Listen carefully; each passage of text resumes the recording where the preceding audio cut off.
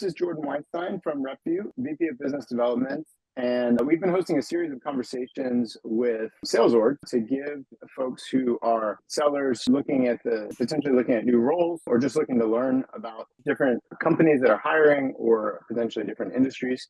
And so we wanted to have this conversation today with folks at Motive to learn a little bit more about Motive and what it is like to sell for Motive. So why don't we just do a quick round of intros first, and then we'll get into some more specifics about Motive and the sales org. Kate, you want to go? Yeah, hi, nice to meet you. My name's Kate Wolfer. I just joined Motive in January, beginning of our fiscal year, to lead our strategic segment of the business. So group of individuals, leaders with teams who are going after really the largest fleets in the world. And we broke that segment out of our business earlier this year out of enterprise overall because they require a very specific kind of set of sales motions and different kind of white glove touch to sell those types of accounts. So we have dedicated sellers focused on selling into that segment of the business. Prior to that, I worked at a company called Medallia in the customer experience space. So we'll probably talk a little bit about this, but no experience in the fleet management space prior to coming into Motive, but it's definitely been a great space to learn. I'm Vince. Awesome. Jordan, thank you. Great to meet you as well. My name is Vince Robertson. I am a strategic seller here at Motive. I'm actually on Kate's team. So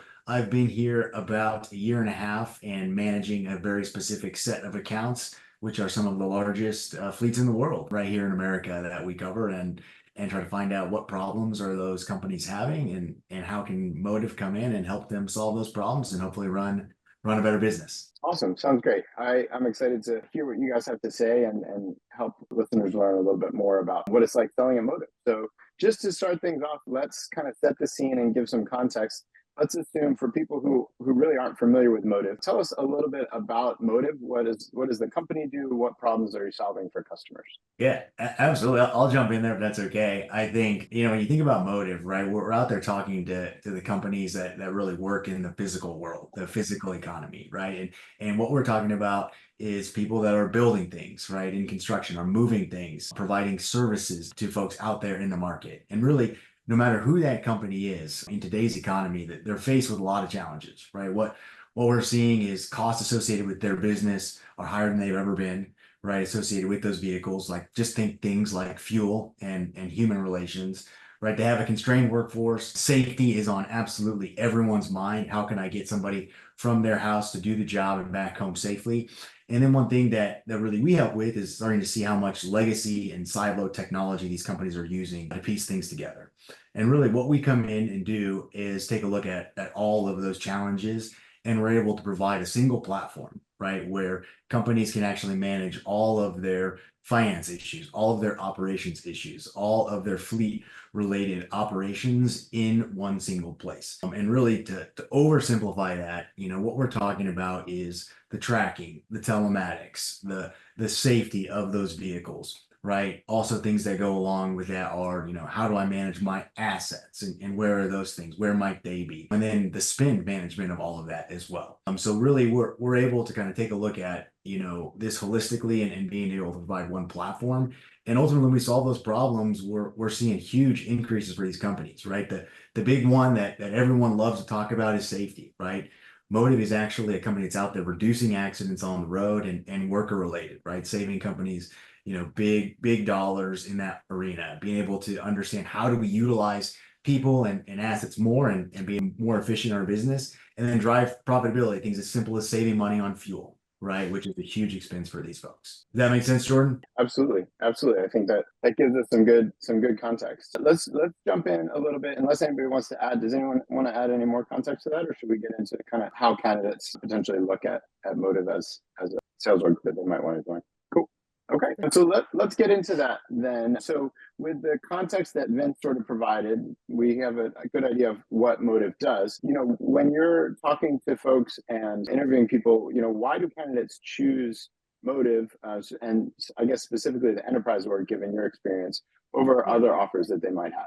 Yeah, I can certainly speak to this one. And when I think holistically about, candidates and what they're looking for, can kind of bucket into the three categories in terms of kind of why people choose Motive.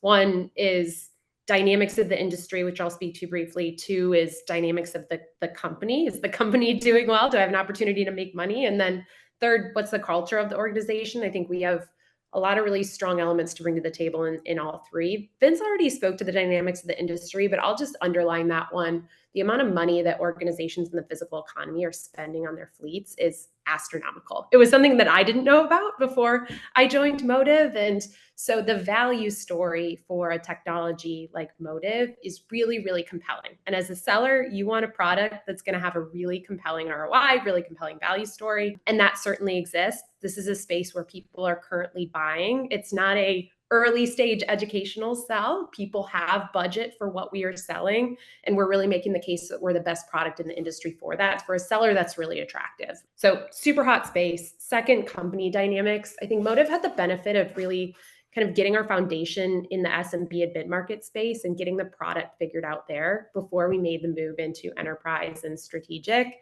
And that's really got our kind of our operations shored up prior to that move so that we could really rapidly move once we moved into the enterprise space. And for sellers looking at Motive, what that means is we have the opportunity to be the disruptor, right? We have, objectively third-party validated best technology in a, like I said, in a space that's really hot. And so the dynamics of the organization, the ability to sell our product is really strong. And so for a seller, that's attractive. And then third, culture means a lot of things. I recognize that. I think for a seller, almost every sales organization has a huge amount of accountability on the sellers. And I think what sellers realize when they start to have conversations with Motive is that Motive is an organization that holds everyone across the organization to that same level of accountability. And I think that's something that sellers and us as sales leaders really appreciate, right? We don't just have a weekly forecast call for sales. Everyone comes together in a weekly business review where product, where pre-sales, where marketing report on what they're doing to really advance the business, and feels very much like a team mentality where everyone's held accountable. And so I think those three things are kind of the big facets why people are choosing to come work for Motive. That's a really interesting point. I think especially in this environment where there's a lot of companies that are sort of, software focused in a more digital space, where we just see more fluctuations or companies might have layoffs or whatever that might be. It's interesting to think about the contrast of that with a product that's still a software product, but it's designed to be deployed in a physical space. And Jordan, that's what I want to hit on too. I think, just the uniqueness of this opportunity, right? It is very different opportunity than probably the other 3 or 4 on a candidate's list, right? And I can tell you with certainty, 100 out of 100 times, if we are implementing at a customer site, we are going to prevent injuries and we are going to save lives, right? Like if that can't get you out of bed and excited about the pallets of gold that you can provide these customers, like it's crazy, right? And, you think about other things you might be looking at, security is obviously a hot space right now, right? But you're dealing with thousands of competitors and everyone's got a little niche piece of it, right? Where when you're talking about the physical economy, it's a very limited space, right? Like we have some competitors, but it's mostly legacy technology. And as a salesperson, like this is where you want to be, right? Like we are the most innovative company, right? To Kate's point, we have a product that is ready for us to go win with, right? And we have amazing leadership with Shoaib and Adam and Kate that is out there ready to go win any and every deal that is out there, because we know we can help these companies and we can provide them a better way than they're doing things today, right? So that's what I tell folks all the time is like, if those are what's important to you, right? You've got a super innovative thing that's going to literally change the world, and you want to be in every deal you can find, you're going to have a chance to win. Like this is the spot to be. Like companies and people want to talk about AI, right? But they don't want to just talk about it as a buzzword, right? It's such a buzzword coming, from their leadership teams. And when you can simplify it to like, yeah, we're talking AI that's really going to be impactful and it's going to solve a real problem, like preventing injury. It's so easy to understand. You could showcase just a couple of things and you can do it in seconds or a minute with the customer, and they can totally understand what you're trying to tell them and why we're different. Yeah, no, so those are really interesting points. I like that you touched on not only the product, but also the space and kind of how the combination of those two creates an opportunity, for somebody who might join Motive to sell. With that said, I think specifically in terms of the enterprise segment, is there, to the extent that you're comfortable sharing, can you talk a little bit about the growth that you've seen in enterprise specifically recently, and then kind of what your expectations are for the near future? Yeah. And and I can speak to this, and some of this I think we've shared publicly, and so I may overstep a little bit here, but I'll share as much as I can. And so, our enterprise business, which is encompassing enterprise and strategic overall, is really the growth lever for our business right now, and is growing at a really really strong rate. So last year we doubled that area of the business. We're going to double again this year. So 100% growth for the segment year over year, when our revenue is not small in this segment to begin with, is exactly what our executives like to see. And I think some of that is the dynamics of the industry that we've spoken about quite a bit. A lot of that too is the caliber of the sales organization, right? The caliber of the talent that we're bringing in. We're not, we're hiring people with kind of a diverse set of backgrounds selling into different industries. The bottom line is if they can sell value, they can understand the value story that Vince was speaking to. Like, reduction of unsafe driving behaviors equals less accidents. You do that with great AI technology and the ability to kind of interject in the moment and prevent those unsafe driving behaviors. That's just one part of our plan. It's a very simple problem to solve for and very impactful. And so high caliber sellers combined with, a really simple value story equals extremely strong growth for us as an organization. Awesome. No, that's really great to hear. I think one of the topics that comes up a lot in the sales community, obviously that is a big topic for conversation on RepVue, is obviously attainment in general, right? Yeah. A common thing that people think about is OTE is kind of this flashy number that's out there, but it doesn't mean much if your team isn't hitting quota.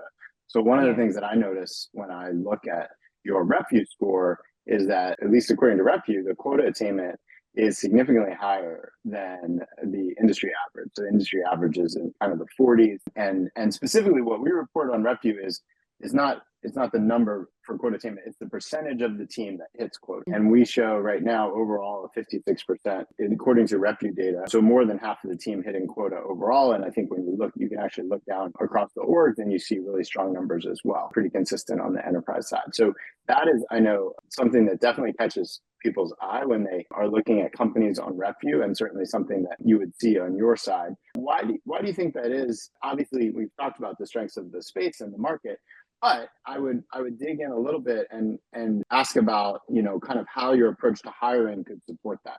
Because sometimes you get an opportunity and the company just kind of goes wild with growth, and that can make it hard for a seller. How do you guys think about that in terms of the team that you have and the team that you're looking to go? Yeah. Jordan, I think it's a great question. And just from like where I sit as a rep on the team, right? I think the first thing that is important to address is how big this market is. I know we talked about it a little bit, but still, most of the folks that I talk to about Motive are thinking this is trucking companies, and how big that can be. And, I challenge them to think about, all of the companies out there providing a field service, right? Which is actually the majority of fleets on the road. Folks that are coming to your house to set up your internet or cut down a tree, or do all of those different things. And really you're starting to understand these companies, there's not only so many of them, they're absolutely massive, right? And so when you think about the accounts on my list, which would be the biggest, some of the biggest fleets in the world, they have 10,000 vehicles or 20,000 vehicles or 30,000 vehicles. And if I can, take a look at where I want to spend my time and understand, who I want to sell to, these deals are absolutely massive. And to Kate's point, they're, solving a huge problem. Oftentimes it is their second biggest spend after their employee salary, right? Is what's happening with the fleet, right? And so if you think about, those things alongside with kind of picking and choosing where you want to spend your time, but how big this market is. And then alongside of, if we get into the deals, we know we can win them, right? We are very differentiated technology that is highly motivated to earn their business, which, I think that goes around, it's a limited space that companies can get into. Right? Like you can't just create a product and get going tomorrow with it, right? Like we have kind of a limited set of folks that we can sell against. And I truly believe our organization is out executing everybody, right? So like if you can find the right companies to sell to, and then you offer a product that is highly differentiated and valuable to them, and you can out execute, right? You can really perform extremely well in this role. I think that's what's exciting to a lot of sellers out there. The thing I would add to that as well is it's our job as leaders to make sure that we're setting our sellers up with the right set of opportunity to be successful and go and hit quota. And I think the trap that a lot of sales organizations fall into when they're growing really fast is just blindly hiring with any thought process into like, what's an appropriate TAM for someone's territory? What is our actual product market fit across a number of different sub industries? How many accounts can we actually sell into? And so I think this is kind of the behind the scenes, behind the curtain, but our sales organization, sales leadership, along with our absolutely phenomenal ops organization, have put a ton of time and energy into really, truly assessing the market, understanding what's an appropriate size territory for an AE, and then building our hiring plans around that so that we're not just blindly hiring forever and diminishing a rep's opportunity within their territory. That's super important. Yeah, that's so good to hear, because I know that's something that we hear a lot about across different orgs is how well or not so well a particular org might handle that. I know Ryan Walsh, our CEO, did a post on LinkedIn recently looking at that specifically around sort of like the challenges as sales leaders to try to prevent overhiring when things are going well, because doing that can negatively impact the experience of the reps that are there as well as the ones you bring on board. Yeah. And it sounds like that's top of mind, which is great to hear. Yeah, it's obviously a balance. You need to hire to meet the demand in the market, and there is a certain aspect of direct correlation between incremental headcount and incremental revenue, but there's a point of diminishing returns, and I think our job as leaders is to find that point so that we're optimizing people's opportunity, but we're not missing market potential. Mm-hmm. So let's dig into that a little bit more. Let's think about this from the perspective of, let's say I'm an enterprise rep, but for whatever reason, I'm looking for a new opportunity. I've done well. I'm considering Motive, and I want to understand, what it would be like to sell Motive. I've heard a little bit about, territories and accounts are assigned, but help us understand a little bit in terms of if I'm selling to enterprise customers, specifically, we know a little bit about the problem now, but why would they choose Motive over competitors specifically? Maybe Vince or Kate, since you've probably been in this. So I can start, and then Vince, you're living and breathing this every single day as well. So I'd love to hear from you too. But I would say there's a couple things. One, and when I think about the breadth of the platform that we provide, there's really no one else that can combine safety, fleet operations, spend management, all in one single pane of glass. And for a lot of organizations, a lot of fragmented technology is painful and it's also expensive. And so even if they're not starting with us across all those facets of what our platform can offer, they see the potential in a partner that they can grow with. And that kind of brings me to my second point. We have the fastest moving product in the industry, just objectively. So we have an extremely large team of product and engineering folks who are constantly evolving our product. And we are releasing new AI models to our existing technology, as well as new products at a significantly higher clip than the industry. And so again, picking a partner for the future, they see Motive as a highly innovative organization that's going to continue to evolve to meet their needs. And I think coupled with that is just the effectiveness of our AI. And we've talked about that a lot, AI being a buzzword, but effectiveness of AI is really, really critically important because, like I said previously, better AI equals better detection of unsafe driving behaviors. Better detection of unsafe driving behaviors means prevention of accidents, which is going directly to the bottom line for the organization. So that's very critically important. And then the last thing I would say is really our support model. So I think there's a lot of competitors who have also grown very quickly, and I think customers have experienced diminishing support, I would say. And so, I think for us, we really take pride in how we support our customers, and that's both with our product organization, sales, and customer success. And so I would say those are kind of the big reasons people choose Motive at the highest level. But Vince, would love to hear from you as well. Yeah, no, I think that's great. I think, if you think about it at the highest level, right? Like there's not a single company that I could call on, that anyone in the world could call on, that does not want to reduce their accidents, right? Like there's no one's like, no, it's a bad idea. Right. And then if you take that and you think about, just how this industry has grown, if you're making your decision today, right, there is zero chance that you would choose disparate technologies, right? Because it absolutely makes perfect sense that all of this stuff should work together.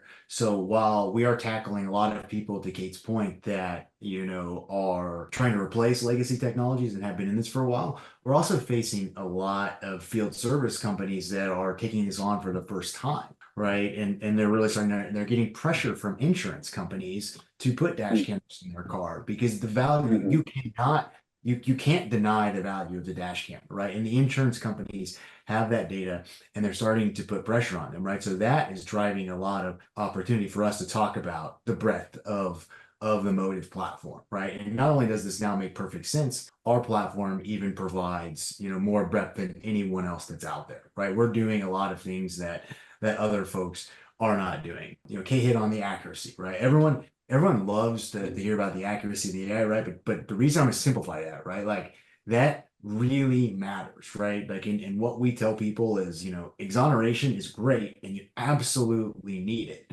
right? But we want to be the accident prevention company, right? We literally want to go out there and help you prevent future accidents on the road. And to do that, the accuracy of the AI has got to be top notch, right? And then if you think about the fastest moving product in the industry, I think we've hit on that quite a bit, right? That is just a place where a salesperson wants to be, right? Like a lot of the folks in our industry, have been swallowed up, been acquired, just they've stopped innovating, and we're releasing new models all of the time, right? And we're just getting started too, right? And that's another piece of another what we can talk about. But then as a seller, like another place that our industry has really suffered is around, the customer experience that these folks are having today, right? And we have chosen as a company that we want to be the customer experience company in fleet management, in safety, right? We actually want to be a great partner to these companies, which ultimately means they are going to achieve massive outcomes with us, right? And they get that feeling from working with our sales team, and they really start to understand that, right? We're not just going to ship out devices and hope they're successful, right? We're going to make sure they're in the vehicles. We're going to make sure that they're working. We're going to make sure that, the coaching platform is actually driving those behavior changes because all of that data is readily and available in our platform. They might just need help to where to find it and how to apply it. Okay, great. But I think that gives people a really good context about, what exactly they would be selling on the enterprise team at Motive and, some of the reasons why it's the type of product that someone would want to sell. Let's talk a little bit about let's shift a little bit to sort of more of the recruiting candidate. So first of all, and maybe I should have asked this earlier, but since we've been talking so much about enterprise, first of all, how do you guys define enterprise? And then really what I want to know is, what do you look for in an enterprise candidate? So let's talk first to set that context. What does enterprise specifically mean? And you can even talk about strategic or other divisions if that makes sense. But what does that mean at Motive? I can talk about kind of how we define the segment. And then, so when we talk about the enterprise segment and the strategic segment, we're really looking at essentially fleet size, which is a proxy for TAM in the account. And so without getting to detail, to keep it really, really simple, in strategic, we're looking for organizations who, are spending and have the potential to spend in the 7 figures plus with us. And then enterprise is kind of mid 6 figures up to low 7 figures. And that's ARR, right? So, back to the point around these organizations have the potential to spend a ton of money with us because we're solving such a big problem. As an enterprise rep, you're selling large 6-figure, low 7-figure deals. Strategic reps are selling well into the 7 figures per year. Okay. So that makes a lot of sense. That's good context. So now tell us from a candidate point of view, when you're evaluating candidates, how would you define sort of an enterprise sales ready candidate? That's also another thing that's really cool is those folks are not that hard to identify. Like these are folks that are, again, it's a limited pool of competitors in there, right? Where you don't have, 2,000 security companies calling that person, but really it's the folks in finance, right? So like a great role for us is actually, procurement or risk, like those are folks that typically get brought in a lot of times later in the call. Not only are they just folks talking, they're really interested, right? Because it really plays in their role. Safety is an absolute key role for us. Environmental health and safety, right? It's very easy to find folks that are responsible for fleet, right? But a lot of times, in the other side of the house, right, we're talking field service, right? It's who is in operations, right? Who's in field operations, who's in technical operations, anyone that's dedicated to that business and how it moves or builds things is going to be a great contact for us. I think all the personas that Vince mentioned were more functional personas as opposed to sort of industry specific personas. So it's not like you need to kind of have all the jargon, it sounds like, or whatever. It's more about like, you may have sold the procurement in something, healthcare or whatever. Go ahead. I think that's the key too, right? Like this is a solution where if you bumped into the CEO of one of your target accounts, you could easily have a conversation with him or her, right? Around saving lives and preventing accidents, right? Every single person in leadership of these companies cares about that very specifically, right? Especially if they have a large field service divisions, which the accounts on Kate's list all are going to, right? So those accounts, where like if you bumped into the CEO and you're selling, a more technical piece of software that a lot of us are used to, right? That's a really hard conversation to have with him or her, right? And so I just think that's a really cool aspect of what we do. That you can literally call anyone and have a legitimate conversation with them around, here's what I can do for you and who should I be talking to at your company because who cares the most, right? Yeah, no, that's really interesting. A couple of little follow-up questions. So when I look again at your profile on RepVue, we've talked about quota attainment. We've talked, which is a big one. We've talked about, and we haven't talked about the product market fit score, but we've certainly talked about that as a concept and one of the reasons why it might be a great opportunity for sellers at Motive. The other thing people are really interested in is just how much money can I make? And if I look at RepVue, which is one of the things that people frequently look at on RepVue, it looks like top performers are making over $1 million a year at Motive. So without disclosing anyone's personal income, what would you say in terms of the best of the best Motive, the people who can hit those numbers? What would you say they have in common, and what really makes a top performer specifically stand out? Yeah, I can share a couple things and then the others can jump in as well. So to your point around ability to make a lot of money, I would just reinforce that also just has to do with, again, the economics of what we're selling. I think our quotas are very reasonable compared to the deal size. And you should probably cut that part out so Schwab doesn't see it. But what I'm saying is our deals are very large. And so if you sell to a very large fleet, you could hit 200, 300% of your quota on one very large deal within strategic. And that's really the ticket to those 7-figure W-2s. And it's not only very possible. There are hundreds of companies who have the ability to spend that much money that we're selling into. In terms of characteristics, I think we hit on some of it when we talked about the profile of seller we're looking for, but I would just reinforce a couple of things. One, top of funnel is really important for us just because when you're selling to a really hot industry, you need to be ahead of the game, not reactive to the game. Like we need to be in front of the customers. They need to be hearing from us. They need to be thinking Motive when it comes time for an evaluation. And so, I think what's interesting about the most successful sellers is I think they have this really unique combination of strong top of funnel motion, partnering super well with their SDR to get in front of a lot of people and have a lot of conversations, but also, the business acumen to have that conversation with the highest level executives in the organization. So to Vince's point, you get in an elevator and talk to a CEO, it's a very tangible conversation. And, sometimes the people who are the best at just hitting the phones and setting meetings aren't the people who are having the highest level of executive presence. I think the good news is, like I said, because the value story is very simple, you don't have to be a rocket scientist to explain why, better AI preventing unsafe driving behavior saves lives on the road. And so combination of great top of funnel motion with the ability to just execute, especially in an executive facing environment. Awesome. Yeah. I would just walk you through just a journey in real time with me, Jordan, kind of on how you kind of go about that, right? Like at the beginning, like Kate talked about top of funnel,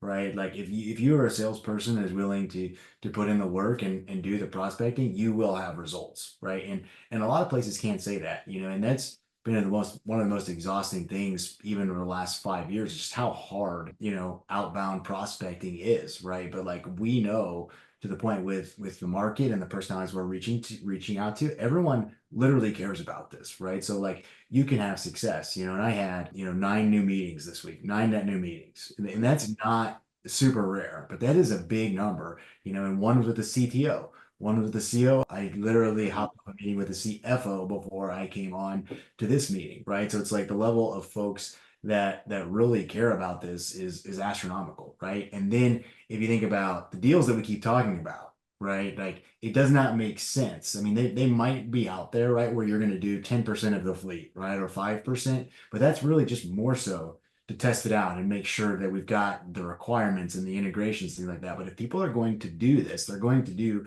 the entire fleet, right? Because that is literally the only thing that makes sense, which to Kate's point leads to massive deals, right? There's not really, there's maybe a small component of the crawl, walk, run piece, but for the majority of the most part, these are big deals, right? And that's what gets salespeople really excited about this. And then last but not least, I think the thing that I'm super excited about that really we haven't had a chance to talk about today is where our company is going, right? And so we've talked a lot around, the vehicle safety because it's kind of the core of what's going on right now, and the market is huge.